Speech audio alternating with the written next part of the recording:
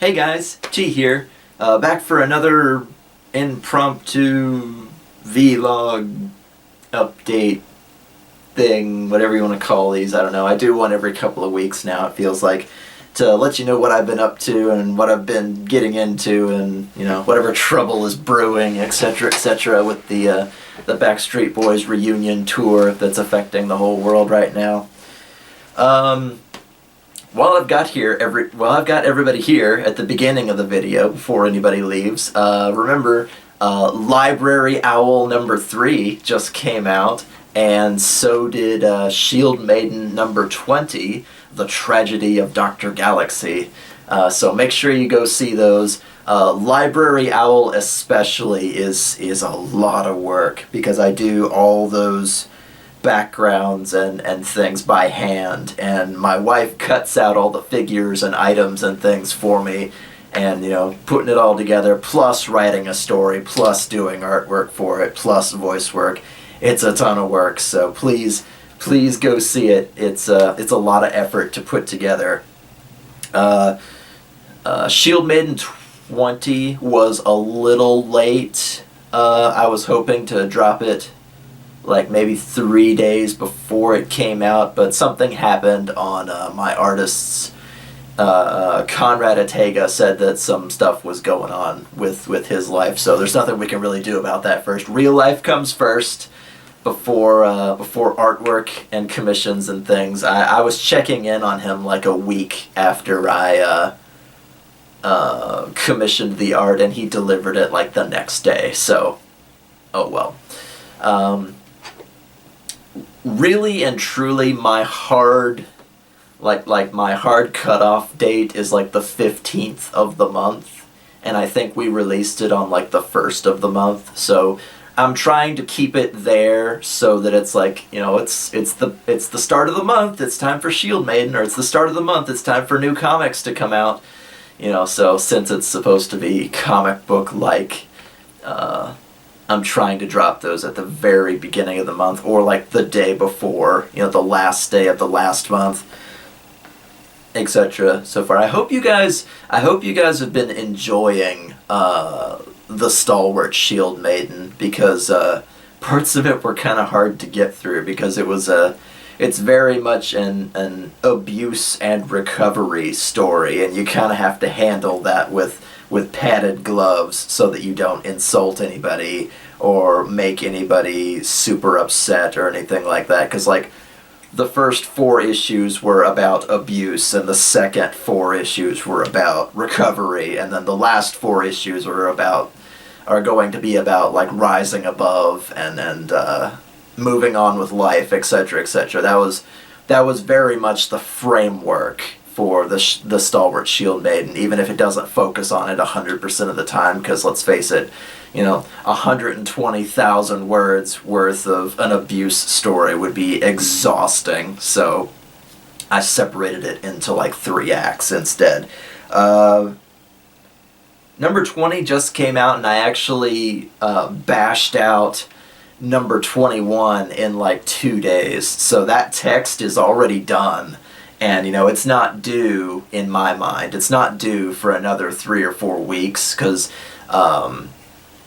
the artwork is very expensive. Shield Maiden does not pay for itself in terms of like YouTube revenue or anything. I'm happy if it gets like 150 views, and, you know, even though I've got 15,000 watchers, I can kind of see my viewership is like down below 300 right now, which is fine. It's the people that want to stay and hang out after D&D stories ended. I get it. What else? I'm already looking forward to the future. The rest of the Stalwart Shield Maiden is already kind of mapped out, so all I have to do is sit and type it. But I'm already looking forward to the future for like the 3rd story arc, which for now I'm calling the One True Shield Maiden, like the One True King, the One True Shield Maiden. I thought that'd be kind of neat, because a bunch of you guys in the comments have all been asking me to do a certain thing or set of things with the story, so I figured, hey, why not? Let's do that thing. Now, what is that thing? You'll have to find out. But Library Owl is going really, really well. I didn't expect the Skyscraper's Throat to turn out as well as it did. It kind of started with just an idea, like, you know, if you opened a door and there's just nothing but a mouth there, like no lips, no creature, it's just like a mouth, and the throat goes down, but there's nothing down there. You know, you couldn't, like, trace it through the building to find what the creature is that's in the closet. It's just there in the closet. So it's like an extra dimensional whatever. It started with nothing but that, and then we kind of went from there to like 3,000 or 4,000 words. It was a really short story. I'm limiting Library Owl to like 5,000 words or less, so that they don't turn into like double parters, triple parters, because there's tons of stuff to do in the before and after story with the Library Owl himself but so each one of these is going to be like a little story, like 40 minutes or less as far as that goes. And you guys have been super supportive. I got some Library Owl fan art this morning from Rob B. Sprout. I hope I'm saying that right. I wanted to say Sprout, but that wasn't right. It was Rob B. Sprout. And he did this beautiful, like, 3D rendition of Library Owl, and I was like, yes, I see that Gravity Falls book, and I see that Mist book, and I can't quite see what he's reading. The cover is very fancy, but, like, it's really, look at that face. Look at that face. Aww. So when I got up this morning, it was just the sweetest gift I've gotten in a long time. Getting fan art of characters or of your persona or of like the superhero that you made up or whatever is just the most flattering thing you can imagine, and it really made my day. So Rob, thank you. My gosh, you spoil me. But yeah, one more time, if everybody's still here, Library Owl number 3, Shield Maiden number 20. Go watch them. They're brand new. They just came out. What else? I've actually been on the job hunt lately because the job where I was working, which was in the food industry, I chop vegetables for a rather large restaurant. And the restaurant, I'm going to go ahead and tell you, changed hands, like changed owners, 3 times since the Backstreet Boys reunion tour started, probably because it's hemorrhaging money. You know, it's we can run things to the corner, we can sort of have a drive-through kind of thing going on, but it's a great big restaurant, and they, you know, couldn't let anybody inside. As soon as these new guys came in, they're like, yeah, we're opening the dining room now. You know, 50% capacity. Well, let me give you a number. 50% capacity for this restaurant would have been somewhere between 50 and 70 people. And plus, it takes 15 to 20 people to run it. So that would have been 80, 90 people going in and out of this building at any given time. And it's a relatively busy restaurant. So I'm not going to lie, it always had a lunch crowd and it always had a dinner crowd, and the Friday crowds were terrible.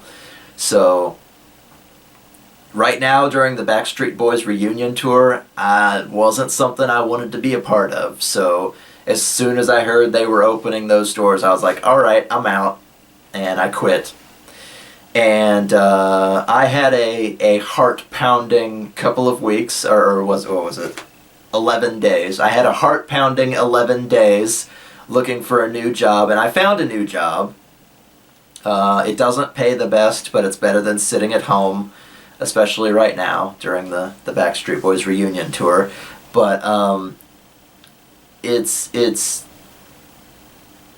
nothing's really open right now. So there's like a lot of food industry stuff, a lot of custodian work, the medical industry needs everybody they can get their hands on, but I don't have the schooling for that. So it's like, now's not really the time to learn to be a librarian or an accountant or a consultant of any type where people have to come and see you, or a tax auditor, or anything that you might be able to jump into.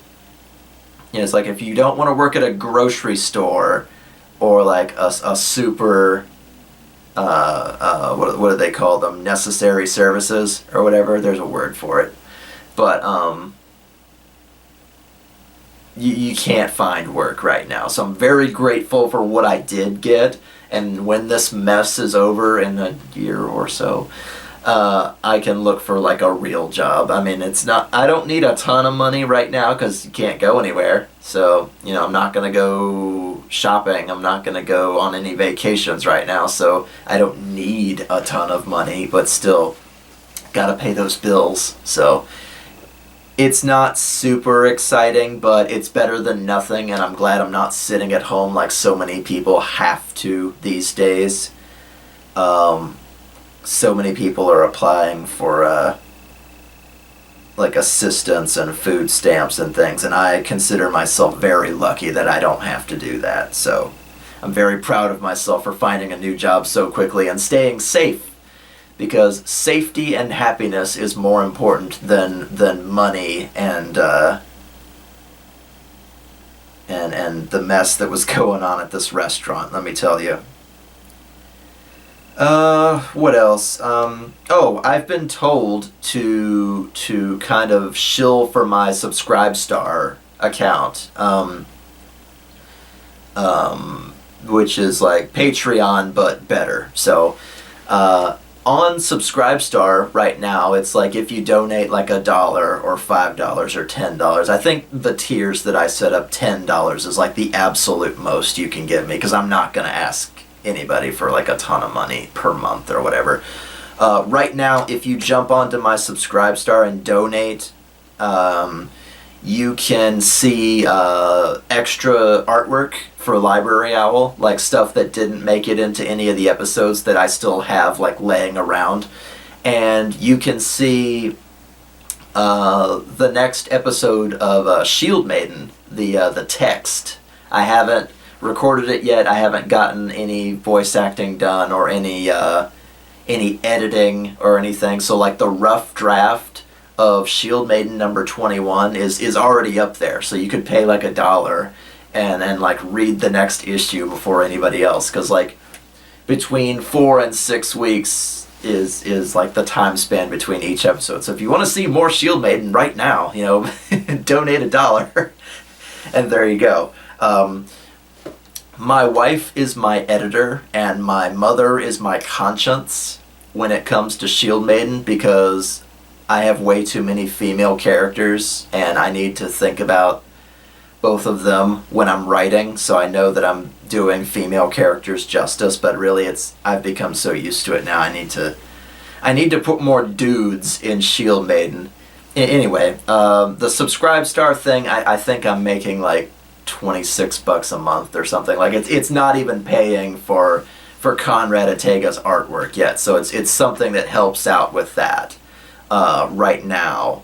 But I was told to like lean on it a little harder than I have been, because I've just like been mentioning it in Library Owl, and Library Owl comes out like once every couple of months. So subscribe to my Subscribestar. $1 a month, blah blah blah blah blah. Anyway, they told me to mention it more often so that people are aware of it. What else have I been up to? I got the Platinum Trophy in Ratchet and Clank. I consider myself elite Ratchet and Clank player now. Those fucking hoverboard races. My God.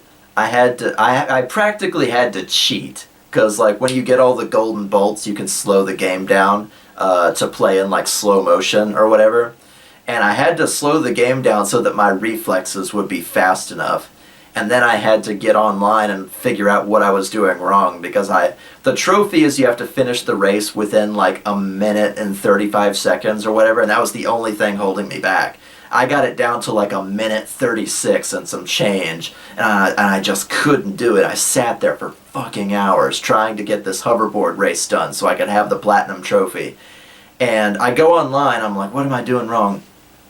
And I didn't know this, but like the right stick on the controller, when Ratchet is like going off a ramp in midair, it makes him do like flippy tricks and like spinny tricks and stuff like you're on a skateboard. Turns out that's not just for show, that's for charging your like turbo button gauge. He's got like 3 speed boosters or whatever, and to get the trophy you really have to abuse them, like on any straightaway, on any cut corner you can. But breaking boxes and going through rings and along charge pads and stuff, I thought that was enough, but it wasn't enough, actually, because whenever you go off a ramp, you're supposed to tag that right thumbstick, and he'll do like a spinny trick and land and keep going. When you do a trick, it actually charges your turbo meter. And as soon as I learned that, I did the race 1 time and got the trophy. And I was like, because I assumed, you know, thinking that the game ran on physics, that doing a trick when I was in midair would slow me down. Or if I landed funny, it would slow me down. And sometimes it does, actually. That was kind of interesting. If you land funny trying to do a trick, it actually stops you and it hurts your time. But if you go off a ramp and do the trick and land correctly, it charges your turbo meter. And as soon as I figured out how to do that, I was like, oh, okay. And I just slammed through it and got the trophy, and then it gave me the platinum. I'm like, yes! I have gained mastery over this game. I think the last game that I got the platinum trophy on was freaking Yooka-Laylee, like the first one. I have the impossible layer, but my god, it's a lot harder than the first game. But yeah, I got the platinum trophy on Ratchet and Clank, you know. Praise unto us now. Yes. After that, I picked up Sonic Forces, and I've had Sonic Forces for a couple of years now, and I stopped playing it, and I didn't remember why, and oh, I remembered why really quickly, so I put it away. It's like a badly written fan fiction, and the boss fights are garbage. But I'm kind of between games right now because I've been working so hard on Library Owl and on Shield Maiden, and, you know, job hunting every day, you know, applying for like 5 jobs every day for 11 days before I landed a nice new job. But kind of between games right now. I kind of want to play Diablo 3, but it's unethical to play games by Blizzard these days, so I kind of can't. I might play Path of Exile. What else? I can't really think of anything. I haven't been up to a lot lately. I've literally just been devoting a lot of time to finishing the artwork for Library Owl and doing getting Shield Maiden out on time and stuff like that. Like, those 2 things are taking up all my like creative juices, and I love it, and it keeps me happy because it's like, you know, 3 or 4 videos a month is pretty good for a channel like mine. I can't be there every day like a Let's Player. You know, I have to put effort into my... Sorry, I'm not throwing shade on anybody. Just being a Let's Player is a lot easier in my eyes. So,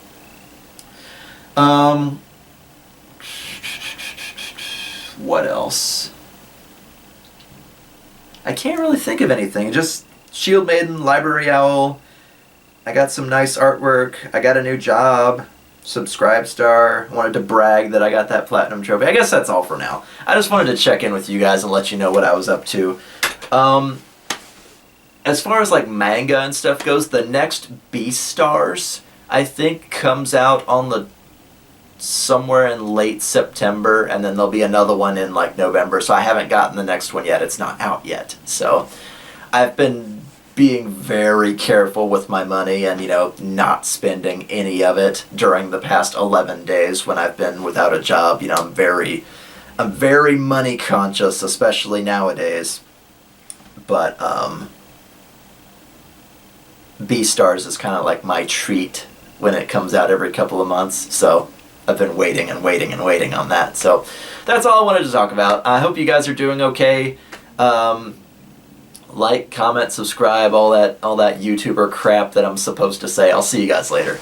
Bye!